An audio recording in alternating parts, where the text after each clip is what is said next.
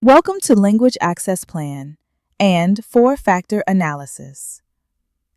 This training will enable WSU Extension employees and volunteers to evaluate language access needs in their programs using the four-factor analysis and understand their civil rights responsibilities to LEP individuals under Title VI of the Civil Rights Act of 1964. This presentation has been created by Dr. Kenitra Keeney.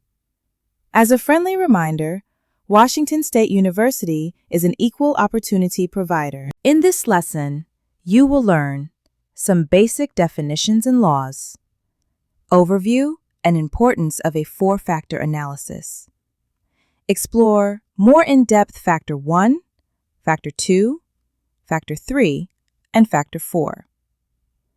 Look at an example of a four-factor assessment worksheet. Finally, we will learn the United States Department of Agriculture's National Institutes of Food and Agriculture's USDA/NIFA Civil Rights Documentation Requirements. Let's explore some definitions and applicable laws.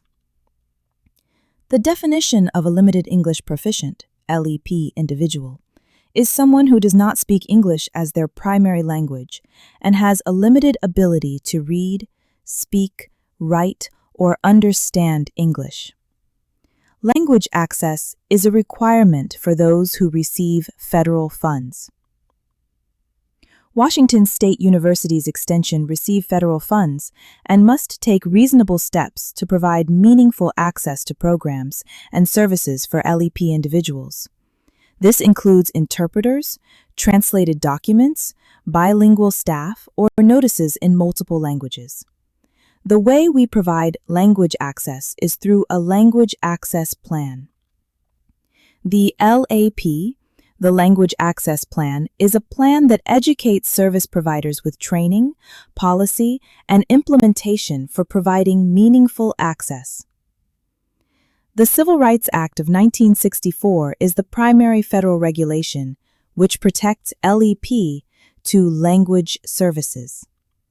Under federal civil rights laws, especially Title VI of the Civil Rights Act of 1964, LEP individuals are protected from discrimination based on national origin, which includes language barriers. Please note, national origin is the key term used when providing language access under the civil rights law. If asked how the Civil Rights Act protects limited English proficiency, national origin is the key. There are also two executive orders which impact language access: Executive Order 13166 and Executive Order 14224. Executive Order 13166 was signed under the Biden administration states, individuals who do not speak English as their primary language and who have a limited ability to read, write, speak, or understand English may be Limited English Proficient, or LEP. These individuals may be entitled to language assistance with respect to a particular type of service, benefit, or encounter. Executive order signed by the Trump administration does state, English is the dominant language of the United States, but this doesn't negate the Civil Rights Act of 1964 or prohibit agencies to stop their language access efforts. Here is an overview of the four-factor analysis. Federal guidance requires recipients of federal funding to take reasonable steps to ensure meaningful access to programs by LEP individuals. The Language Access Plan outlines our steps to ensure we are taking reasonable steps to provide meaningful access to vital information. The key to the Language Access Plan is conducting a four-factor analysis. The four-factor analysis helps determine the extent and type of language services needed. Each factor is considered individually and in relation to the others. This process is important because financially it becomes difficult to translate all materials or content in the multitude of languages. Financial constraints include hiring bilingual staff, hiring translators or translation services, as well as storing, organizing, and a variety of information in a multitude of languages. For example, There are instances where program and service providers become overwhelmed with language access because they don't know where to start, which languages are the most in demand, which information to translate, or how to differentiate providing outreach in the language but not being able to translate the course content. A four-factor analysis helps providers focus their efforts on reaching the largest population in the most efficient manner. Let's explore each step further. Factor 1. Number or proportion of LEP persons eligible or encountered. We need to determine the number or percentage of LEP individuals eligible for or participating in your services. How to assess the number or proportion of LEP persons. Use U.S. Census data, American Community Survey, local school district data, for example bilingual or ESL enrollment, as well as the Washington Office of Financial Management population data. When using the U.S. Census data, look up the variable speaks English less than very well. Identify the primary languages spoken in your service area. There are many online tools which show you the top 5 language designations in your area. Track past and present participant data. Documentation will be explored later in the training, but through documentation, your program or service providers will gain a better understanding of what languages are in demand compared to the available population. A WSU Extension example. In Yakima County, 47% of residents identify as Hispanic or Latino. Spanish is the dominant language. If your Master Gardeners or SNAP Ed programs serve 100 participants and 40 are Spanish-speaking with limited English, this indicates a high LEP population and need for Spanish language services. Let's review best practices. Maintain a local language map of communities served. Ask participants at intake, do you prefer services in a language other than English? Collect a resource log of individuals who are certified to speak a variety of languages. 2. The frequency with which LEP individuals are encountered. This means consider how often you, staff, and volunteers interact with LEP individuals. How to assess. Review attendance logs and registration forms. Identify patterns, such as weekly workshops or seasonal programming. Document instances where language assistance was needed. Documentation on the frequency of language requests is a United States Department of Agriculture's National Institute of Food and Agriculture's USDA NIFA documentation requirement. WSU Extension example. A food safety workshop held monthly in a community with frequent Spanish-speaking attendance indicates a recurring need for Spanish interpretation. In this example, we understand the frequency we need services, which helps us plan and focus our outreach efforts. Best practices. Keep a log of LEP interactions, such as how often, what language, and service provided. Use this log for planning, interpreter services and translated materials, and actively try to identify resources, such as bilingual staff and community partners, who use translation services. 3. Nature and importance of the program activity or service. This is important when prioritizing which services we deem as the most critical to an individual's health, safety, and/or access to services. How to assess. We should ask ourselves, is the service tied to health, food security, financial stability, or child welfare? Another question we would ask is, would lack of access have significant consequences? The questions we are asking ourselves is based on how important it is to have language access for certain programs or outreach materials because we want the ability to prioritize our financial resources where there is the most risk. Let's look at WSU Extension examples. High importance examples would include SNAP Ed, FNEP, pesticide safety training, 4-H youth development, in particular risk management, and medical info. These are examples of instances where not providing translation and meaningful access would cause harm to an individual. It is important to note that this isn't just about translation, but also comprehension. It isn't just enough to translate materials into another language, but to make sure the information communicated is understood. Next, let's look at moderate importance examples, such as community gardening workshops or nutrition classes. Although these examples are considered moderate, it doesn't mean they aren't important. What it means is the severity of providing translation services most likely will not result in a health, safety, or access to services risk as the high importance examples.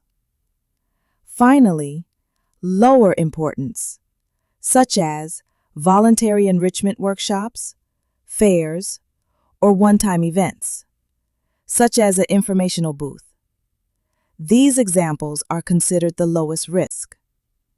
This doesn't mean we don't want to provide language access, but when trying to determine when and where language access is needed the most, we would want to focus on high-risk activities. Best practices. Prioritize language support for programs with immediate or essential impact on quality of life, such as high and moderate impact. Use translated consent and safety forms for youth and food-related programs. Remember, translation and comprehension are closely related, but not the same.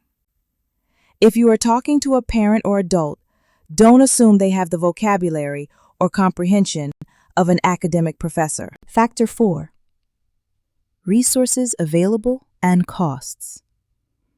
Consider your available budget and human resources for providing language services. This means you need to balance the need for language services with your program's financial and personnel resources. However, lack of resources does not eliminate your obligation. It shapes the delivery approach. How to assess? Ask the following questions. What funding is available through grants, USDA funding, or program budgets? Do you have bilingual staff or volunteers? Are low-cost translation services or community partners available? WSU Extension example. Your county office may have access to certified bilingual members, bilingual staff, or partnerships with local schools and nonprofits that offer interpretation. You may also use translated materials already online and translated into other languages. Best practices. Pool resources regionally across county offices. Use technology such as language lines, remote interpretation platforms, or work with the WSU Extension County Relations Coordinator. Build internal bilingual capacity and train staff on how to access interpreters. Make sure translators are certified. We have reviewed all 4 factors. Here is a generic template. This worksheet is straightforward and can be done individually or in a group setting. The goal of this exercise is to make language access understandable by service providers and reduce the overwhelming need to translate everything in all of the available languages. We will briefly look at each factor as a review. Factor analysis. 1. Number or proportion of LEP individuals. We need to know languages spoken in service area and estimated LEP population in target group. Factor analysis 2. Frequency of encounters. We need to know how often do staff engage with LEP individuals and which languages are encountered frequently. This is the continuation of the generic worksheet. Factor 3. Nature and importance of service. We will need to describe the service provided and how essential is it for safety, health, legal, or involving youth. Finally, Factor 4. Resources available. Consider the available bilingual staff or volunteers, as well as the budget and resources available for translation or interpretation. Remember, while translation is critical to provide meaningful access, the information must also be comprehended. As the populations and language needs change in your service area, You will want to periodically reassess the needs of your community to show WSU Extension is meeting the needs of our limited English proficiency individuals. The United States Department of Agriculture's National Institute of Food and Agriculture requires recipients of federal funds to document their efforts. Documentation shows our policies and behavior toward providing equitable access are aligned. At a minimum, we need to document, provide any and all copies of WSU Extension program materials published in languages other than English. Provide any and all copies of LEP language access requests, including the following: name of person responsible for handling LEP requests, steps taken to eliminate language barriers and efforts to make programs and materials accessible, any self-evaluations of WSU Extension's LEP policies, including the accessibility of services and program materials for LEP program participants. Where to store these documents will be covered in a different training. Let's review. WSU Extension receives federal funds. As a result, we are required to provide language access to limited English proficiency individuals in accordance with the Civil Rights Act of 1964. We demonstrate our commitment to providing meaningful access to information and services in our language access plan, which is informed by a 4-factor analysis. The 4-factor analysis allows us to better understand what communities are available for use to serve, how often we encounter these populations, what services and languages are needed the most, and how do we finance our language access requirements.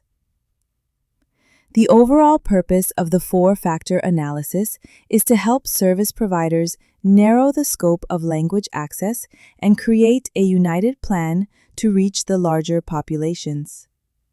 This doesn't mean we can't address the languages which aren't spoken more commonly, but we shouldn't avoid the most frequently spoken languages. There is a generic sample of a 4-factor analysis. More in-depth worksheets are available and help shape and sharpen a language access plan. USDA/NIFA has documentation requirements to demonstrate our efforts. Finally, make sure translators are certified, especially in high-risk situations, to minimize risk. Children under 18 or family should only be used in case of emergency. Remember, translation and comprehension are associated, but not the same. We need to make sure the information we are translating is being understood. This helps us provide meaningful access. Thank you for taking time to learn about how to better serve Washingtonians.